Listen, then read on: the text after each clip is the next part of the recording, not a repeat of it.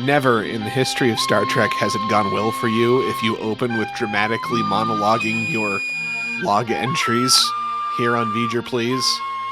Vile visit Bajor. My name is Joseph. And I'm your co-host, Peter. Or am I? Peter, what episode of Star Trek Deep Space Nine did we watch this week? Season 2, Episode 14, Whispers, first aired February 6th, 1994. Teleplay by Paul Coyle and Michael Piller. Story by Paul Coyle. Directed by Les Landau. In-universe date is 2370. What a wild experience it was to watch this immediately after Armageddon Game. Specifically because of our criticisms of that episode about how it didn't really make much sense to do the plot this way if it was going to be a Deep Space Nine episode. Why isn't this really having anything to do with the Gamma Quadrants? There's no explanation for why Deep Space Nine people are involved with this. Why is this TNG feeling thing in the middle of my Deep Space Nine? And then they're like, hey, wait a second. No, we actually have that idea ready. We're just going to run it in the next episode. Like, not the next season, not 4 episodes later, one right after another. You know, first of all, you got back-to-back O'Brien-centric episodes here, right? Not a bad thing, by the way. Especially in this case.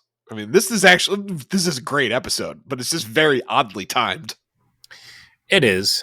In the bigger picture, I feel like O'Brien's gotten a fair amount of screen time. He has. Now, he missed, was it season 1? He had like 3 episodes he was out for while they were visiting Keiko's mom back on Earth. Correct. / he was like doing a movie or something. Right. So I'm assuming he's getting more screen time, A, because his Hollywood credit score is going up, and B, because he is able to lock down these episodes. He's entertaining on screen. He's a known quantity. He's a TNG holdover. And I think they realize that they've been doing a great job fleshing this guy out. And he's also got the family unit in the background to draw in. And, you know, we give Jake Sisko a lot of credit for being a great secondary character. I think Keiko's been performing well alongside with it. And that's something that popped up in the trauma support group. I believe the Discord group, which... Correct. Speaking of that, I think we need to check on that poll I put up on Facebook. Oh, you did. You did put up a Facebook about the name of Deep Space Nine in the terms of a gas station. I don't know why this damn thing only ran for 3 days, and that's a travesty, because who goes into Facebook at least 3 times or once every 3 days? But all right, let's talk this real quick. So the best truck stop name for Deep Space Nine off the Facebook group, which has had less traffic. Maybe we need to rerun this on the Discord. And this is the trauma support. I guess we haven't really plugged that since we started seeing people come in from Feral Historian. Yeah, we do have we have a Facebook group, the V'ger Please Trauma Support Group. If you are someone whose social media is limited to Facebook, we're still here for you. I have admit that I can't stand that service very much anymore, so I can't force myself to be there too often. But it is there for the folks that can't let go. We got. From the initial batch, there were a few late submissions. Flying 9, which is, of course, a play off of Flying J, which is a big truck stop here in the U.S. That's got 30% of the vote. Travel Gamma, which was Travel America Alternative. That's another big truck stop. That one came in at 10%. Deep Space Sheets, 0 votes. Ouch. No one's biting on that one. Quarks, a play off of Bucky's. And really, if you're going to Deep Space Nine, who's not going to go check out all the bathrooms in Quarks, right? He's very famous for very clean, very nice bathrooms. And the barbecue brisket. Sisquarks, I'm guessing that's a playoff of Sisko's. Correct, Royal yeah. Quarks, which I don't know, maybe Duchess, I don't know. And then my personal favorite, this is my late edition, Deep Sheets 9, which came in with 20% of the votes. So some real strong contenders here, and we'll see which way we end up gravitating off of this. I like Deep Sheets 9. I have to admit that feels right. Keeps the DS9 Deep Sheets. Also, as is known to all the Starfleet people who got stuck there. If you're out there, it's for a reason. It's because you're in deep sheets. Okay. We do love titles that serve two meanings here on V'ger, please, don't we? I Always have, for some reason. Let's rerun the poll on Discord. See if we can't lock DS9 Deep Sheets 9 down as the big winner, and maybe we'll run it for more than 3 days for whatever reason I did that. But we appreciate the people weighing in. It's an important part of the process. Yeah. We enjoy the people who weigh in as we reject their input and do what we wanted to.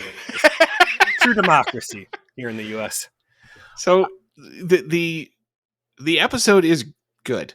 All right. I don't want to bitch too much about. Wait. Sorry. Keiko's doing a good job. Yes. I think she got a bum rap from us being like 12 when the stuff all happened initially, and being married and having kids and seeing how she acts out there in space and puts up with his bullshit. Yeah. I think I will give Keiko, at least as far as season 2 and earlier goes, she's going to get a real one award. She is better than I remember too. I will actually agree with you on that. And perhaps it is a bit of time and maturity that allows you to understand that Keiko O'Brien isn't a bitch. She's just actually right. Now, I will say a relationship quirk, snag, call it what you will, that has come up in their interpersonal dynamics many times now is dinner. That's true. From the very beginning, from TNG. Right. Like she's making fish head stew or whatever, like eyeball souffle, I don't know. And he's pissed he's got to eat it because he wants to eat like blended intestine or whatever gross shit he's got going on. I get you making dinner or me making dinner or your wife making dinner. There's only one stove, right? Right. You're going to make one thing at a time. You got a magic box on the wall and you want to have seaweed salad. Why can't I just have an extra large French fry? Like, just tell the computer what you want. You can eat your conjure shit. The thing you want out of the magic box. Why does it have to be the same thing? What's the rule here that you can't eat your favorite food and I can't eat my favorite food? Is this like weird 24th century technology etiquette? Like when you go to a restaurant now, like going on your phone is considered rude. You need to be like present there in the moment with the other people at the table.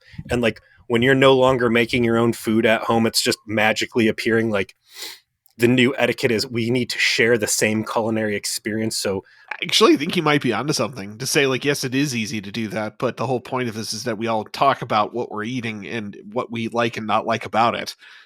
And that it's like forcing yourself to have these cultural experiences is considered like as something you should do on a social level. I think you're onto something. So people in a relationship eating separate dishes out of the magic wall box is akin to like children being on iPads at the restaurant.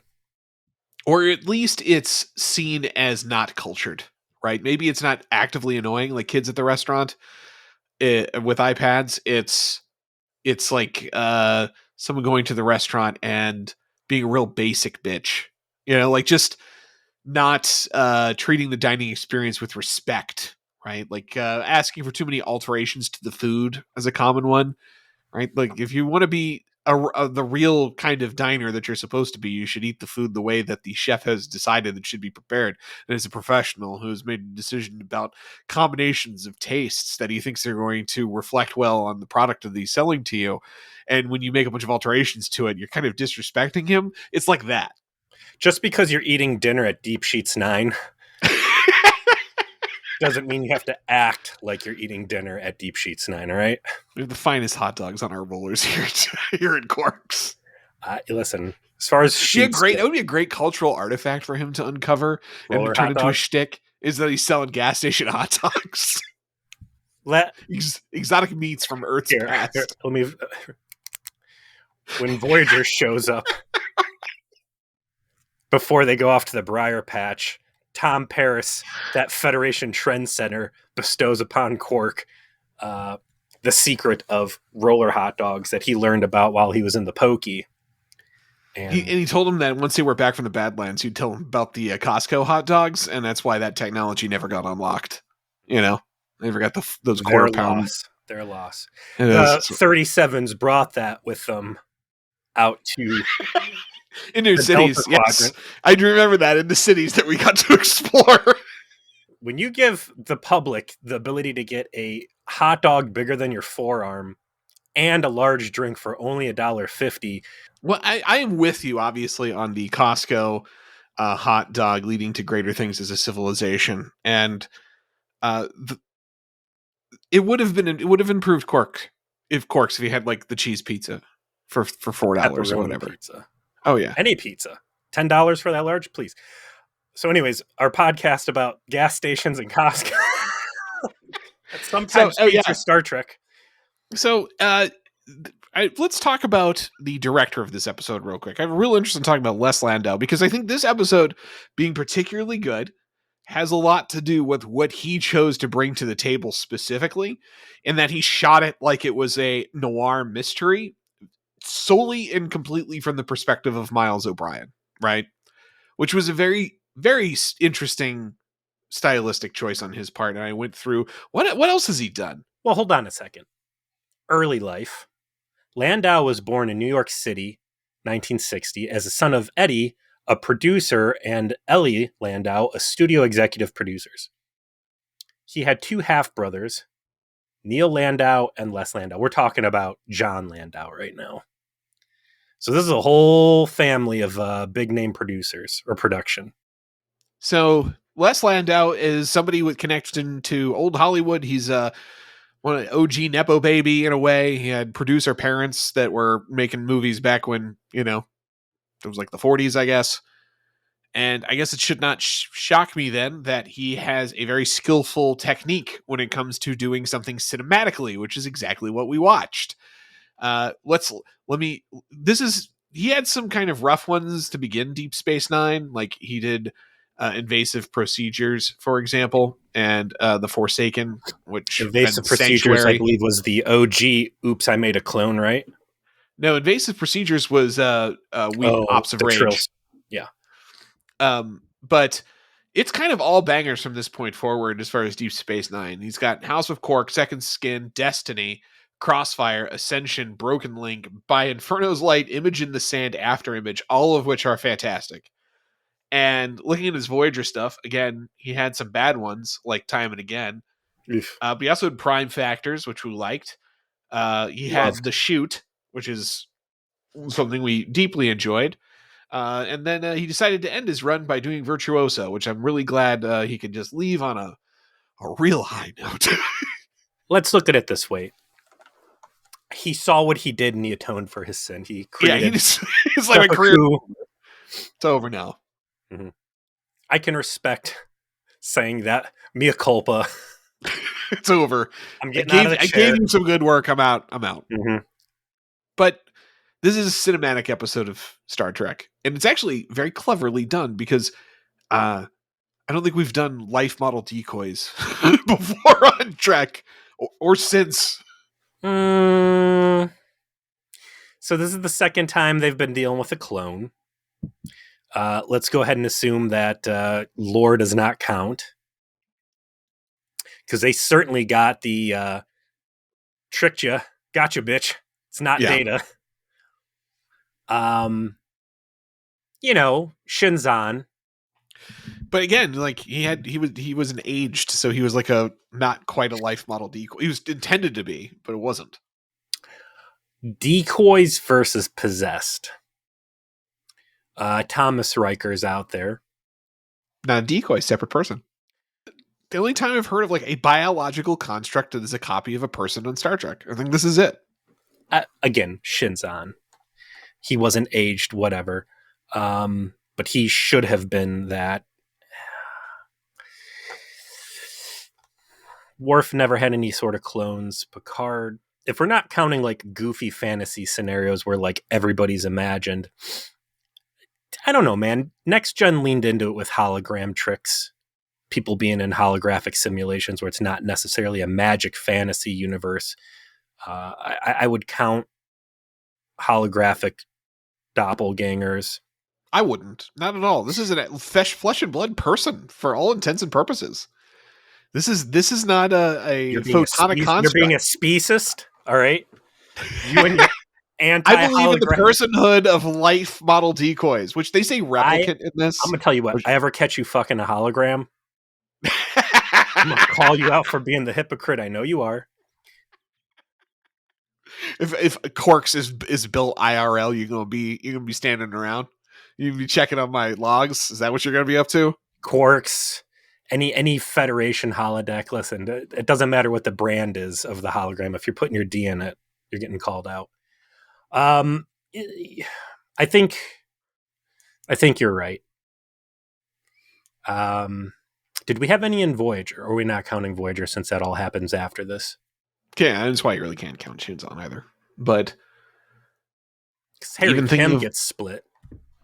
but again, like every time it's different, right? Like it's a separate version of him from an alternate universe. Like every time, this is literally a biological duplicate made of O'Brien, which I thought that the directorial choice here was stellar. Tell it entirely from O'Brien's perspective. Sell your audience on the idea that he is the one that he's really who he says he is, right? Like this twist is not telegraphed in this show at all. And I mean that as a compliment. You do Uh, not go into the last scene thinking you're going to see a different O'Brien behind the door. no. What about the silver demon people in Voyager? We'd have to count them. But they're not exact copies. They were imperfect copies. They ended up flying apart. We saw it. Who knows how long this guy would have held up 2 months from now? He could have turned into fucking goo soup as well. We don't know because the plot conveniently removed him at the end. But we'll get to that. But the noir-ish mystery framing that we're seeing this, we're going to go in media res. We're going to join O'Brien after everything has already happened. He's deeply concerned about everything that's occurred. He's, committed to what he thinks might be almost a suicide run to try and do the right thing. There's all this tension, and we never waver from his personal perspective. And the artistry and interest that I think most people should have in this episode really has to do with the story not being told that is evident in the background of the story you're getting to experience. It's multi-layered and interesting in that way. Because when you think about everything every character does after you understand what the resolution is, it all makes sense. For example, why is Keiko cautious around O'Brien? Why is he keeping Molly away from him? Why does she not want to be intimate with him? Why is everyone doing what they're doing? And it's because they all suspect that he is a murder bot. And once you understand that, you go back and you start watching the scenes. He was like, this is really well constructed. Like, you did a good job of never letting me know that that was going to be the twist. And yet, if I go back, I can see that twist was staring me in the face the whole time. And every character in this story was acting as if there was a side story you never saw. Was all of the other characters talking about how O'Brien might be a robot and we need to contain him somehow. We need to watch him. We need to analyze him. We have to tell Mrs. O'Brien, let's keep Molly away from him. Let's see what's going to happen, right? You see that all those conversations happened and you didn't see them, but you saw what he saw in the aftermath of them. Well, how much of that can Perfect. you really chalk up to being Les Landau? I mean, this thing is scripted. There's no dialogue for any of these other conversations. Like, I'm not saying it's a poorly directed piece or anything. It's very smooth. It's very good. But I mean, that's all script. That's all Michael Piller and whatever this John Coates guy is. I don't think it's all. I think it's actually mostly him, because you can write these parts this way, but your actors have to understand what you're asking them to do, right? Have this scene. Here is your motivation for this scene, Rosalind Chow. Here's what you've been told. Commander Sisko has told you this. We are going to see, later on, there's going to be conversations that are going to be seen in the background by Miles that's going to inform the audience of that. But this is what you know. You know way more than the audience is ever going to know about what's happening. And this is the perspective you have to come from. And then I have to shoot this and I have to look at it and I have to have it run through different takes until I get just the right vibe on you knowing these things and Miles O'Brien not. But you have to act in a way that's suspicious without raising his suspicion. That's all directing. That's all directing. That's not in the script. It'd be fun if they didn't clue Colin Meaney on any of this until the end too. So he thought, he was playing the real thing too. But if only I had time to read a book. No, I'm the only factoid I pulled out of this uh memory alpha with all these people talking, because again, it's like so many people's like recollections and opinions about their own work, which tends Craft to be that they services think it's great. table. Was I was intrigued by the use of the word replicant, obviously, because it seems like that's Blade directly Runner. a reference to Blade Runner, and apparently no one knew what to call like a bio robot, and they kept trying to figure out names, and then so the writer was like, "Well, why don't we just use replicant?" And everyone was like, "Yeah, okay, seems to be right." I'll be curious if there's any continuity here. The thing felt like a bottle episode, a self-contained adventure that's probably not going to be referenced further. Um, no big character growth that can really come out of this thing because your main character is going to be dead by the end. Introduction of some very interesting technology, and this is a gamma quadrant species. That's the big deal here, right? Yeah, and that's why this makes more sense than Armageddon game, right? Was our one of our complaints was there's no linkage to Deep Space Nine. It's not this thing that O'Brien and Bashir were involved with are is not happening in the Gamma Quadrant. So why are a bunch of flunkies from the space sheets fucking around with it? And now we actually have an explanation. This is a species that lives in the Gamma Quadrant. They're coming to Deep Space Nine to do peace talks. This is probably exactly the ambition of the Federation in operating this place, is to do exactly this shit. And so, your local yokels are going to be the ones that are going to have to set that up for you, right? So, Taking a okay. step back, we're now episode 14. We're halfway through season 2. When is the Dominion going to get trotted out? At the very end of this season. Dominion's a big fucking deal. As far as the Gamma Quadrant goes, is the wormhole way out of the way, or is it close to the center of the Gamma Quadrant? Why are these species and these planets that are within runabout range not waving red flags at the Federation, being like, hey, by the way? The wormhole, from the best of my recollection, goes to a relative proximate center point in the Gamma Quadrant, but that proximate center point is at the edges of Dominion space. So this is something that's within their sphere of influence, but not like within the heart of their sphere of influence. And that's why there's a delayed reaction to its existence, where you start to see things that are happening on the periphery of the Dominion, and you're hearing about things that the Dominion does without seeing them yet. I mean, you got to wave a magic wand, because it's like, did we know the Dominion, as a production team, did we know the Dominion was going to be a big deal? When, if we go back and redo the entire thing, when would have been right for them to start getting more things? Because it feels right now like people coming into the Alpha Quadrant and nobody around mentioning Klingons or Romulans, even though they're big fucking deals. So I'm willing to write it off as like just, part of it being a TV show. So another O'Brien Must Suffer episode, starting from the very beginning scene. Yes. Which is him in a runabout going maximum warp, trying to go to Regelis 4 or whatever the hell the place is called. And he begins this very somber, overly dramatic personal log, which is, I don't know who's going to hear this. I think I'm going to die. Crazy shit's going on. This is my record of things as I'm being persecuted. My friends and family are out to get me. Very heavy, important stuff. I've only got about an hour to record this. Let me be as slow and pondering as possible. And we're going to begin with my recollection of waking up in bed alone on the worst pillows I have ever seen on TV, which are foam triangles at a decline that just look like they're built to fuck your neck up every night. I don't know what it is about pillows in the far future, but I don't think I've ever seen a bed that seems particularly comfortable in Star Trek in my life. Until Pike was romancing his old girlfriend who lived on the planet with the golden throne, It's not a. I guess overall, Strange New Worlds had comfy beds. Pike's beds were always comfy. He's a man who enjoys a king size, but 24th century is not about sleeping apparently, because it's not if it's not tiny triangle things. These like long cylindrical Yeah. pillows, like they don't ever look good.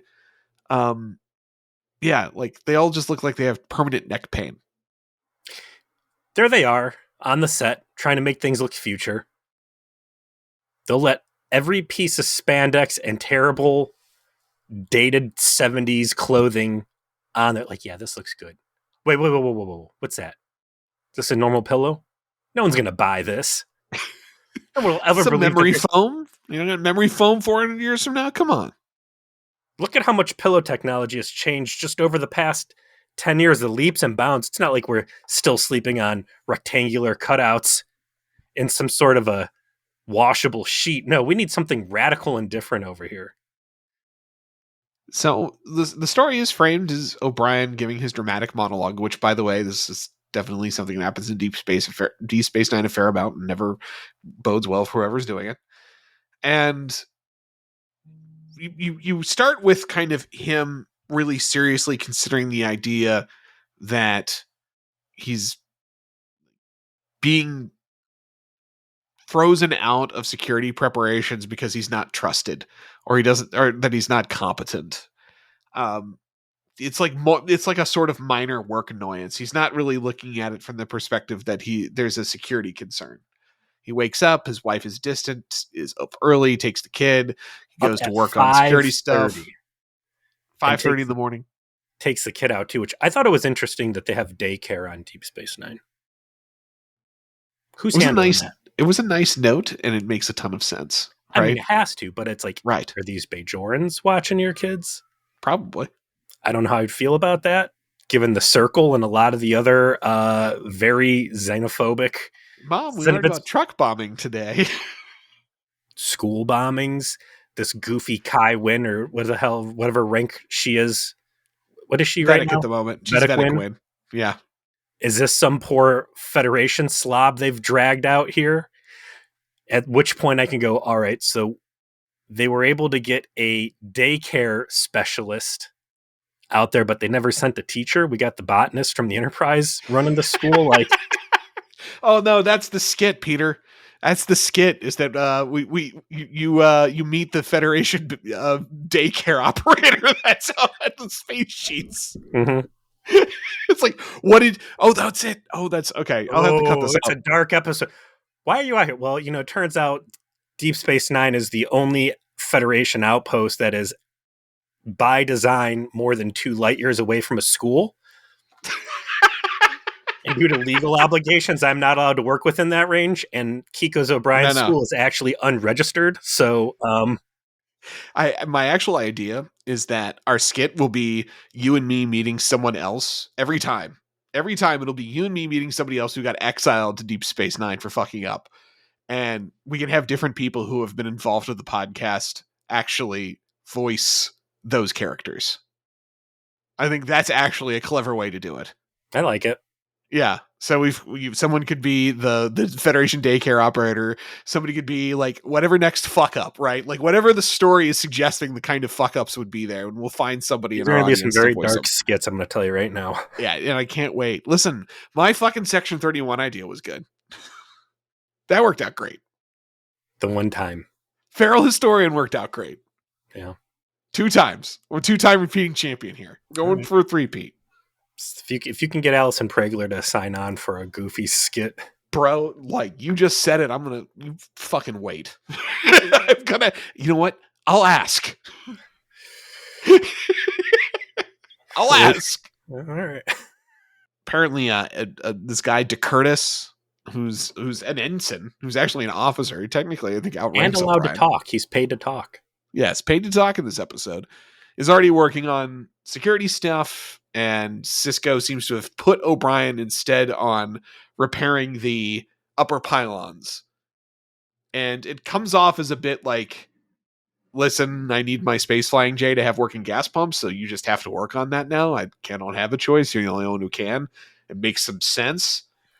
And it seems to be more of an annoyance than really like alerting him that there's a potential like conspiracy bug type of situation going on. And O'Brien's pissed because he has just spent the past week at this conference getting the down low on what these security precautions need to look like. So him not having a direct hand in the implementation is a legit problem. And props to the script. You know, a lot of times with Star Trek, they gloss over these plot points where there's ridiculous things happening, and all it would have taken is one piece of throwaway dialogue to patch the whole thing together. That does not happen. Touch of spackle, we call that. It does not happen a single time where something doesn't make sense or seems stupid in a way that is not rectified by the end of the episode. And it was incredibly rare to be able to say that about a Voyager episode and even a lot of Enterprise episodes. Now, and you know what? Actually, I take that back. Enterprise had pretty solid connective tissue to the concepts. Season 3 and 4 onward in particular, yeah. Voyager was just fucking notorious for it. And a lot of Voyager and Deep Space Nine cohabitate in the same production years. So Deep Space Nine, I think, overall has been really great about explaining everything and not forcing the audience just to turn off their brain and have this moment of plausible deniability or whatever you want to say in your head where you're just glossing over this shit. So I love that through this the pinch points that Miles is feeling are all well founded. And again, the bait and switch that happens by the end, like, surprise, he's a clone. He's been he has been the bad guy.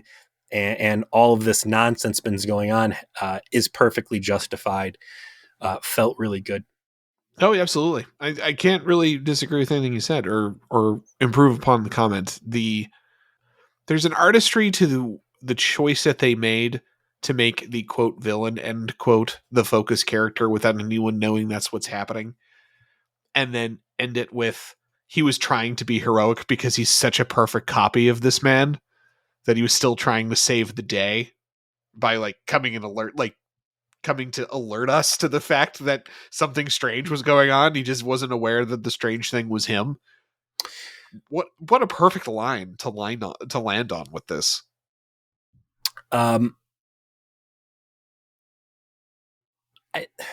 The one thing that doesn't make sense through the episode, and I want to bring it up now, is why they let him go through the motions knowing that he was a malicious actor or a plant in the first place. Like, they didn't know for certain, they suspected it because he's such a perfect copy. That was part of the spackle at the end where Bashir was there to say, like, no, you passed your physical. I could not find an atom out of place that suggests that you weren't who you said you were, right?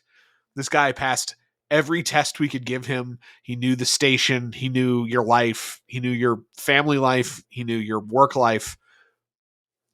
It's only because he also inherited your incredible sense of Federation loyalty and all of that time on the D where you learned to suspect everything was fucked up all the time. So clearly a giant conspiracy where everyone is doing things they shouldn't do because of mind control was just a live possibility that you were going to investigate. Had the people who were responsible for this knew who you were, they wouldn't have picked you. You're too self-aware. You can't be self-aware and be a secret mole, you know? Towards the end, he's got a line. Had something infiltrated Starfleet? Is it possible? Motherfucker, you were there for season 1. Yes. You know about the brain bugs, little nubby, was his name Remick? The actual conspiracy episode. Yeah, the actual conspiracy episode. Like, you were there. You guys stopped it from happening. This is totally something that could happen. But okay, you were there when you beamed Picard and Riker back with like blood bud all over them, like with the phasers in hand. The Dustbusters. So the only thing that makes sense is that they didn't want to tip the hand that they knew, so they had to leave this guy in operation on the off chance he's got he blips off the map and they go, oh no, we've been found out. Because otherwise, like, If I don't know if it's you or a fake you, but there's a good chance it's the real you. Like I arrest you and I put you in a brig and I say, hey man, listen, you might be a fake, so we got to like check you out, and just to make sure you're not free walking around the station with all that guerrilla warfare knowledge you picked up under Benjamin Maxwell during the border wars. Spoiler alert, that comes into play rather hilariously. Like, hey, we just got to have you chill out here for a while. And don't you want a book? And if anyone was going to probably like understand it, would be him. You're like, oh yes, I understand. Like, I was there when the snoosh lubs did this to Lieutenant Commander Data. Yep. I liked the touch that Jake, because he's not in Starfleet, didn't know and was the only one treating O'Brien normally. Also, his dad's never around, so it makes sense that he never, had that conversation. What'd you do at work today? Well, son, I got a communique from Denoblian 20. Turns out O'Brien might be fake, so if he invites you over, say no. Could be stranger danger. Like, we're gonna let him go free range, and if you see him, stay away. I mean, there's not much you can really say about the plot, because the plot is interesting when you consider the details and the nuance of it in the absence of knowing the ending. It's a slice of life, right? It is. A lot of ways. It's very interesting as a slice of life, kind of the pattern of everyday life, the time scale of things, kind of seeing some people in the background, hearing things like, oh, there's daycare. Oh, here's a guy who works for O'Brien. He's got guys, they're not all Bajorans either. Some of them are Starfleet. It's neat. And it's all very well paced to give you that sort of creeping conspiracy vibe, because it's a path that Star Trek has gone down many times. I want to go back to the decision to let him be free range instead of just locking his ass up. The fucking ask for your boss to come, who just last episode was there. Hey, sorry, your husband's dead. Here's a video clip if you want to make a big deal out of him drinking coffee. Which, side note, this dude doing the Jamaican double blend nonstop and just pounding coffee the whole time. I'm like, this has to be part of the pot. Like, is his coffee being poisoned? Is this how he's getting like crazy drugs to make everybody suspect him? Or is it like this amount of coffee that's preventing him from being infected with whatever's going on? Like, caffeine is the downfall of the psycho agent doing whatever. There's another like little continuity moment with Quark with his one line of dialogue. Well, I'm going to get to Quark in a minute. But okay. But him going, hey, your husband's dead. Oh my God, you're going to put me through this false grieving thing. No, coffee, he's still alive. Oh, turns out he was alive. Great. Next week. So, hey, I got to go for a week and do another thing out in space. Miles, I promise I won't. The last time you went, I thought you were dead. It's okay, honey. I promise nothing will happen. I'll be fine. Knock, knock, knock. Can I come in? Oh, Commander Sisko.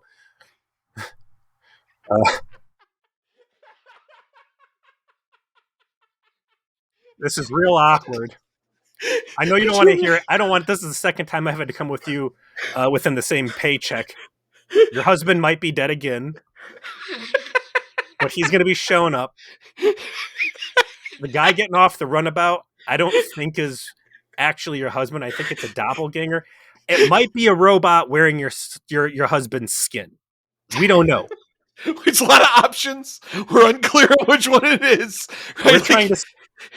You went to therapy. You thought your husband was dead. There was this like narrow chance you saved him from death squads. He gets cured of a terrible disease at the last second. You're feeling a little bit better about life. He's like, honey, I got to go to the Gamma Quadrant for a week. And you're like, oh, really? And then Sisko comes and he's like got a vest on. Like, this bitch is going to kill me. Like, I sent her husband out right after. Like, what? I couldn't send Dax? You couldn't send Odo? He's goo. No one would miss him. Like, you have What's he doing on Bajor that he can't go handle the security shit? Like, come on. Why? This is the second bad pairing for putting. Hey, there's a bioweapon. Well, why do you have to go, Miles? You just fix the toilets. You want me to go with Julian? Julian can't go by himself? Nope. Next time, there's a security conference. Why isn't Odo going? He's got PTO down on Bajor. What's he got with his dad? He hates that he tried to kill as like a goo monster. Why they you fix the food box on the wall? Why are they sending you for weapon stuff? I don't know, honey. I gotta go. So, anyways, yeah, your husband, he might be dead. We're checking in the database. You might remember being a teacher, World War III, the whole Skynet subline there. Like, this might have been one of the planets that Skynet was able to like download itself to. So we're trying to figure out if he's just like a T-800 coming back wearing your husband's skin. So be cool around him, but What do probably you mean don't be let him near your baby. what do you mean be cool around him? Well, we're gonna let him sleep here next to you. What? Yeah, this guy that might be a psycho murder robot replicant thing. We need you to just be chill and eat dinner. And I don't know if you want to fool around with him. No one's gonna say anything. It might tell us a lot, Maybe you Report can get some back. pillow talk and get him to like flub and like say what his orders are. No, Benjamin. Please skip back to the point where like, is my husband dead or not? We don't know. Like this time, we don't know. Like this time, it sounds like he might still be alive. All right. Listen, Like if there's one thing I can tell you, Miles, he's scrappy. If he could survive that last thing, who's to say he can't survive this thing? Hang in there, kid. Every time he it's gets abducted and almost killed, Sisko comes in with a new motivational poster for her, and she just hangs them all up. he has to come with some kind of bribe. It becomes more and more elaborate every time something like this happens. He shows up with a bunch of Quark's holodeck vouchers. Oh, are you fucking kidding me? Now what? You know what it costs for 10 hours, that fuck palace? Yeah. Like, come on. Lots of pack lead in this episode. Yeah, background pack leads. That must be an easy costume to do. It's one of the things I really enjoy the most about watching these Deep Space Nine episodes is who are they putting in the background? Because again, TNG's flying real high. They're season 7 for this thing right now. Like this is the height of their power. They got money all over the place. Big screen movies are rolling out, and you're seeing that in Deep Space Nine in terms of like background shit going on to a degree you never saw on Next Gen. And you won't see in Voyager or even really Enterprise. So if anything is going to get cool background creatures and effects makeup, I'm happy it's Deep Space Nine. So as we mentioned, Odo mysteriously is down on Bajor, doing whatever daily quest assignment he's got get faction points or whatever. Right. He's gonna grind his Bajoran militia rep. O'Brien is extremely suspicious of everything going on and has decided to do what 6 years on the Enterprise would teach you, and that is suspect the worst and begin reviewing crew logs. Now, O'Brien has security level 1 clearance, which I'm assuming is the highest for the station. And he begins reviewing everybody's logs. And this will be a great moment to reflect on later as to why people do all of these personal logs and operational logs. And it's this kind of shit right here where something fucky has happened with space madness or whatever, and we are going to listen to people's reports until they start getting crazy and go, okay, something happened between these dates where the space madness set in. Now let's start, looking at internal sensor data and whatever. No, and they do an effective job of it when they use this trope a lot of the time.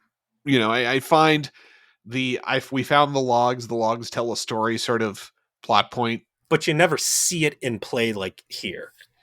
You don't see it as maturely played as here, right? Like as somebody who uses it as a detective thing, not just as a storytelling thing to say like, well, I'm going to try and piece together what's happening by listening to everyone's logs and see what it is they've been talking about in the context, that I was missing, right? Like what's happening that I don't know. So I'm going to find out what everyone... podcasts in the future, they just listen to doomed crew logs.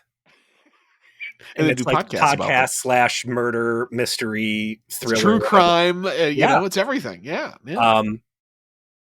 Clone O'Brien, by the way, over there raw dog in these logs. Not Just listening listening. at like double speed. One speed. That's Oof. rough life. I'm at least at a 1.3 on my Spotify. Like Really? one. Yeah, Hmm. he's got to get. Sometimes he's got to motor through it, man. It's too much Um, content. You just gotta listen. so I he's say. just flopping around the couch. Meanwhile, Keiko's in the bedroom listening to this psycho raw dog all these logs trying to piece things together. Probably like got a knife under the pillow waiting for him to like Manchurian activate and start killing everybody. I did like I sent her to sleep with friends, and she's like, "Oh, am I getting lucky?" Like that's some real married guy energy right there. Like, hell yeah. Okay, so you sent the kids away, did you? I Oh, get sending like your 6-year-old away for a sleepover, but Molly's got to be like 2.5. By the way she's talking, I don't. What do you mean you sent our 2-year-old to go sleep at friend's house? Like, who does that? He hits a point in the logs where he doesn't have clearance to go any further. and And it's date locked. It's date locked from when he was supposed to return. so now he sees something is definitely up. He's been locked out. The answers lie somewhere in those logs. He does the world's most suspicious walk-through ops ever, where he comes in, walks slowly, looking over his shoulder constantly, and goes down into like the memory core pit where all of the station's subprocessor / cologne samples are kept, and finds a bunch of booby traps and this and that, and really demonstrating that the rest of the crew doesn't know what the fuck they're doing and that this guy can run hot circles around them with his eyes closed. Unlocks a bunch of files and sees that there's some real suspicious shit going on. Luckily, Odo is due to return from Azeroth, and he will finally have someone who is potentially not exposed to whatever this conspiracy is and have an ally. So Odo, I did like for Odo's part that he came into this and is like, I live for this. I live for solving crimes. Like he's activated. when Brian's like, I have a terrible thing to tell you. Everyone could possibly be a criminal. He's like, I am hard. No, seriously, I'm not goo now. I am now physically hard. oh, wait a minute. If everybody's guilty, that means that I'm not going to look like a big asshole for trying to murder people on the station as a goo monster. This might even the playing field here a little bit. I Before was just that, trying to empty the crime in the film. yeah, he does have that scene with Quarks. Do you think Quark is in on it? No, that was the whole point of that. Is that he's just like, hey, O'Brien, Cord's odds are against you. Like, I you don't owe me a know. fucking game of racquetball. We have everyone wager on. I don't know. I can also chalk that up to Quark's a great liar and good on his feet. I honestly think they would have not told Quark, and Quark just knows he went to that system, and he's just gonna like try and wheel and deal a little bit for information about him. I think it's if Ah, you're Kira and if you're Sisko, do you tell Quark? I yes. don't think you do. There's no fucking way. Why would you tell the Because fucking he's local saved the criminal? day like 80 times at this point, and he's more competent than half of your fucking command staff and Starfleet people you brought over. This is too sensitive to let Quark in on it. It's too I, sensitive. the weak part of the episode for me was that Quark didn't know which rule of acquisition he was talking about. Actually, what did he say? In the high 194? hundreds. Yeah, it was like in the high hundreds or whatever he said. Oh, look at that. It's right there. I type in rule of acquisition, and Google's first top populated is 194. It's always good business to know new customers before they walk in your door. His recollection on that was so weak. I was like, there's no way this is a real fucking Quark. But he was right.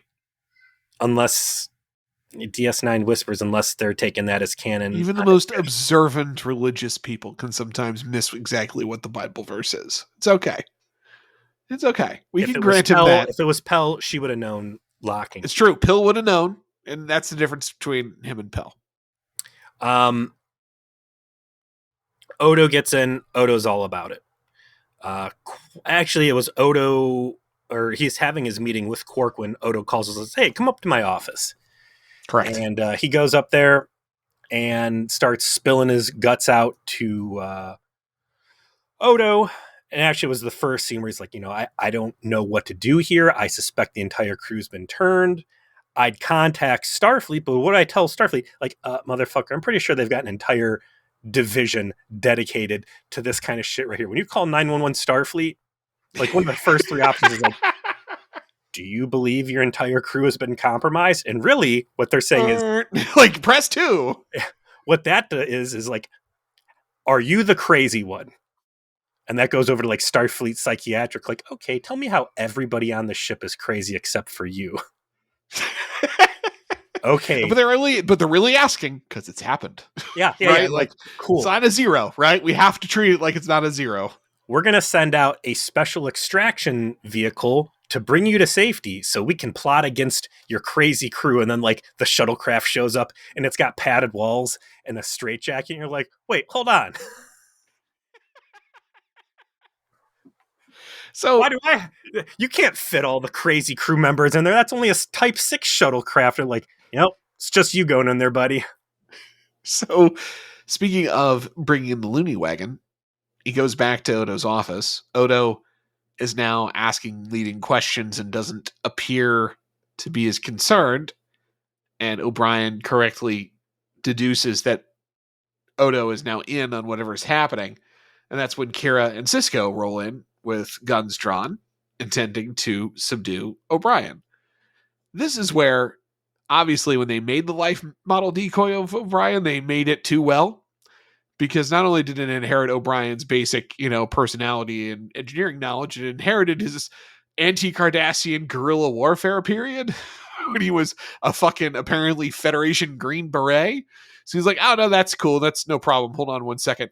And then uses this transistor he got from Jake earlier, essentially as a ninja smoke bomb, pulls Kira's gun out of her holster, and then runs into the hallway, guns down 2 Bajoran officers, including doing a matrix dodge of one of the phaser shots. He moves to then effect escape.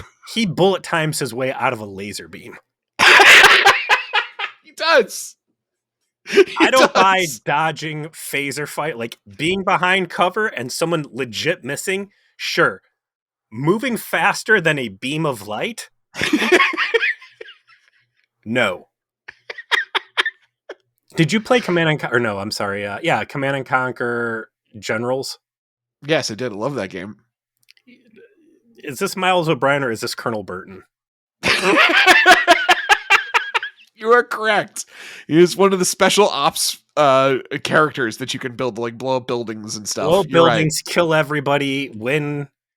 I'll get to it by the end. There's a huge mistake made on the Federation's behalf with this thing.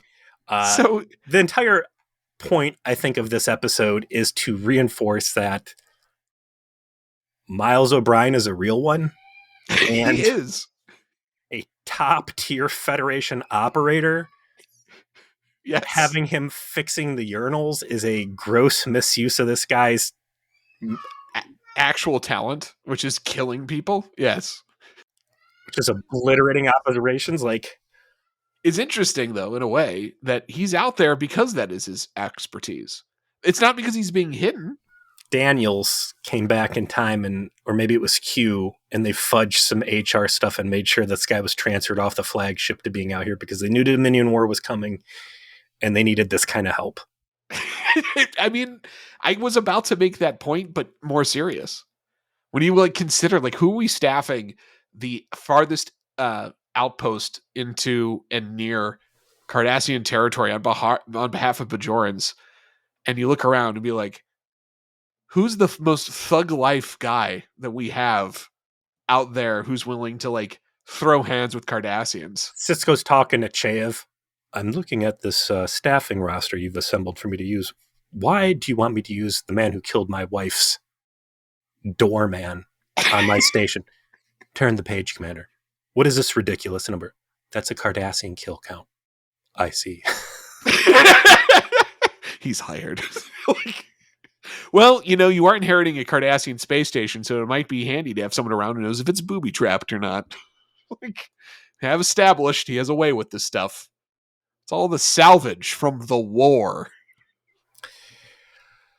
So he shames everybody. And again, up to this point, Maybe Yes. everyone on the station has been compromised or has brain bugs or a telepathic alien influencer that he is immune to because of how much coffee he's mainlining.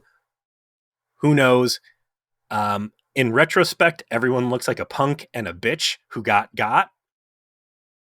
It's a bad look for everybody. It's a great look for O'Brien.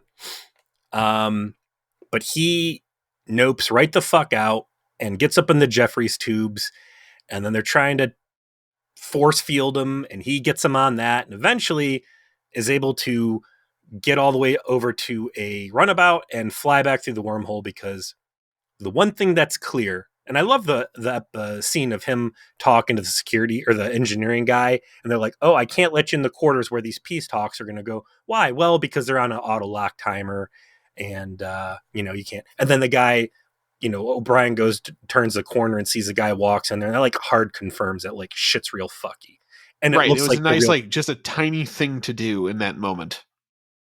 everybody looking real sloppy. It's a bad look for all of Starfleet here. Mm-hmm. There's some real butterfingers on this operation. He goes, I gotta warn these guys where I was at the good aliens, the legit government, that the rebels, who they've been in this civil war with for 12 years, something bad's going on here. I gotta go ring the alarm bell on this. Right. Is inner need to be the best version of the Starfleet officer that he's capable of. Tells him, I have a moral duty to go tell these people that entrusted me with all of their secrets, that those secrets are being breached by my own government. I like when he gets in the runabout, he actually does call Starfleet instead He of calls calling. this the same admiral we saw before, too. What was she in? I want to say the one with the Lursa and Bator. Oh, he didn't And want to call fake. Uh, what the fuck? Fake Chakotay? yes, Chuck Ote. Chuck Ote, yes. Or whoever that was, the one from that was Chuck Ote was the one from the first episodes of the season, the Bajoran coup d'etat episodes with Frost Nixon. She's like, yeah, I know exactly who you are. Turn around, please. Her command style doesn't really work great. Hey, No. I know you're compromised. I'm going to try and just hard order you on this and be as shitty and mean as possible. So you absolutely do not turn around. She could have been like, yeah, cool. Come out to me. We'll make sure everything's good.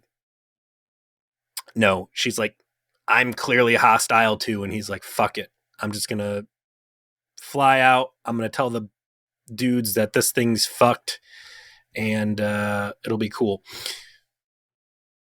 Sisko and some other people are following along in another runabout. He's got an 8-minute lead. He's got about an hour and a half of travel time, long enough to record his crime drama. Pulls a little trick where he flies into a planet that's got space shit going on so he can slip the leash, and finds out that the other runabout has transported down to the surface of a moon or something, right?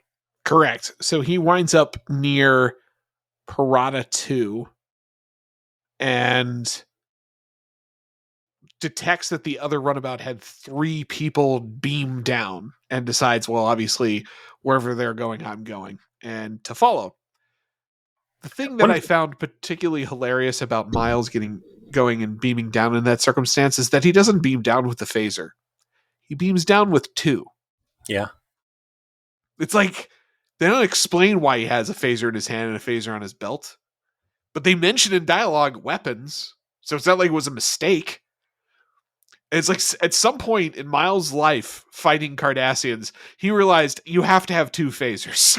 Like the one might get knocked out. You get out the second one and then you shoot them, Well, right? why don't you hold both phasers? Well, if you get stunned and it makes you drop your weapon, this way you can just draw back out. You don't want to have both in there because then you're gonna drop both of them. Like it's he knows how to min max, man. This guy's Yes. been around the block a few times. He knows how stun effects work. I trust his reasoning on this. One of his tertiary concerns that all of this is just preparation work for a surprise birthday party. He's like, I thought they were being nice, but I realized my birthday isn't for 6 months. I was really hoping he was going to beam down to the caves and start going through these doors. Birthday Oh, you motherfuckers, you got me good.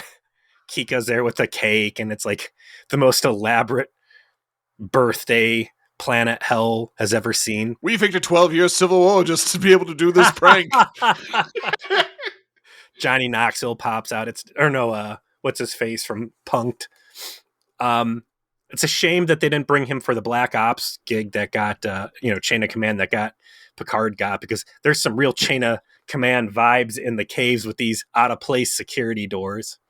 Yeah, any circumstance in which Miles O'Brien was not utilized in the security capacity in TNG is now extremely sus. Like, why the fuck why isn't this guy Worf's consigliere the entire time? Chain of Command specifically, which was initiated by Nechayev, right? Correct. She's the one that put Jellicoe in command. And she's the one that I think like that team though was specifically designed to be as small as possible. So it was like Worf was the heavy. Okay. Crusher had to be there or whatever. No. Picard had to be there because it was a lure to use this bullshit radiation that Picard knew about. Oh, you that's drop right. Bev, you get this guy on there. Yes. And I'll tell you what, the circumstance where Picard gets captured never happens. Correct. Big fail. Big fat fail. He gets in. The only dangers if O'Brien gets separated, he murders everybody. It creates an international incident. Gotta keep our eyes on him, Worf. No, this guy's going to read this as a pure suicide mission. We can't. There's if we bring him on this, there's no option for peace. That is a active decision to choose violence. Remember when his old boss shot them all up? They remember. He gets into the cave. It's a civil war, so I'm guessing all of these aliens look the same. Does he not immediately recognize the aliens that are in the cave as part of the legit government? I'm not quite sure. That's the part of the episode that's a little underexplained, you know? He gets in. Do we see Dax at all in this episode? No, she only speaks in dialogue in the log. That's the only time we see her. So it's Kira, it's Sisko. They're talking to two people. What the hell's going on here? Are you guys all in cahoots behind my back? Please just go into the next room. It'll explain everything. Well, what's back there? We can't be like, listen, man, you're compromised. Just like chill. Like, again, classic Star Trek. Like, we're not going to have a reasonable conversation. We're just going to escalate things needlessly. The one guy starts backing towards the door. O'Brien's like, I don't want to have violence. Please don't. And then, like, the other guy quick draws on him. Is that what happens? I guess so, right? Like, both the Starfleet people drop their guns. The one guy drops his gun and the other guy didn't. And I don't buy Colonel Burton not noticing there's only 3 guns on the floor with 4 people. He's a copy. He's imperfect. He was imperfect that he didn't see the 4th gun. You know, the real Miles O'Brien. Bullshit. Ramrod episode. But yeah, he gets gunned down. This is the only part that gets a little sloppy to me, to the point where it like degrades the episode. Is the ending is very rushed, because you got to get this guy off screen. You can't, like, you don't know what you're going to do with him, except that you got to have him killed. But just having him shot and then live long enough for the quote real O'Brien to come out and have the plot explained to him, not quite right. Didn't hit right for me. No. It was cool in that it set up the rest of what happened that was good, but for that, it's like you kind of ran out of ideas. That's how I think you wind up with such an inelegant solution. You want him dead, and it's a good death because this guy you just spent the entire episode with, you feel sorry for him. Yeah. He gets a hero's death where he is trying to do the right thing, and the last words out of this guy's mouth are concerns about his wife. Yeah. You should have played into that. It should have been a circumstance by which he had to make a heroic sort of last stand or do something that demonstrates O'Brien's value. He gets killed, and then you have the revelation. Or he makes a choice to sacrifice himself, and then you have the revelation. Him just to be like cheaply killed, so then like, all right, now we're going to explain what happened. Here's a little dramatic tug on your heartstrings right at the end. End credits. Inelegant. It's a real Inelegant. season 2 problem. And right off the top of my head, I'm thinking of, was it Leon Alice? That is correct. The Bajoran hero who gets gunned down in the back, jumping in front of Sisko, and just simply like shooting someone is the most inelegant way to send off these emotional hero deaths. And you could have had a radiation leak that he opts to like fix and takes a lethal dose or whatever. Having alien guard shoot him, shitty and dumb. Meanwhile, you got Julian Bashir there that can save every other person who got stunned wrong. Like, ridiculous. He's going down. O'Brien comes over and looks at him. Oh, he's perfect copy to the point where we couldn't find anything medically different. So this guy's a synthetic organism. He was amazing. We couldn't figure it out. For whatever reason, they clone O'Brien, but they don't kill him. They just hold him in a fucking cave for some reason. That's not really explained. No, like they don't give themselves enough space to be able to solve these questions, and you wind up with half-assed answers. Oh, I had a bunch of wires in my head. That explains that. Yeah, but it doesn't explain why they found you, who found you, what's going on with this planet. There's no dead how guards. Is this? Yeah, why is this so easily resolved? And you could have done away with that by having O'Brien find out that he's a fake, and O'Brien realizing that he had to find the real one, and O'Brien solving the mystery. Stop. Continue. There we go. Thank you. Okay. Rewrite this motherfucker. It needs it bad. It does not need it bad. It just the last 5 minutes. Dude, this thing, it's ridiculous. So O'Brien prompted everybody to fly out there. He's going to the leader guys to tell them, hey, there's a fucking, whatever. You got Sisko in tow chasing him down, and they just so happen to have found the real O'Brien. Are like, well, hey, while you're out here anyways, why don't you beam down and get your guy? We've just found him in this fucking this cave.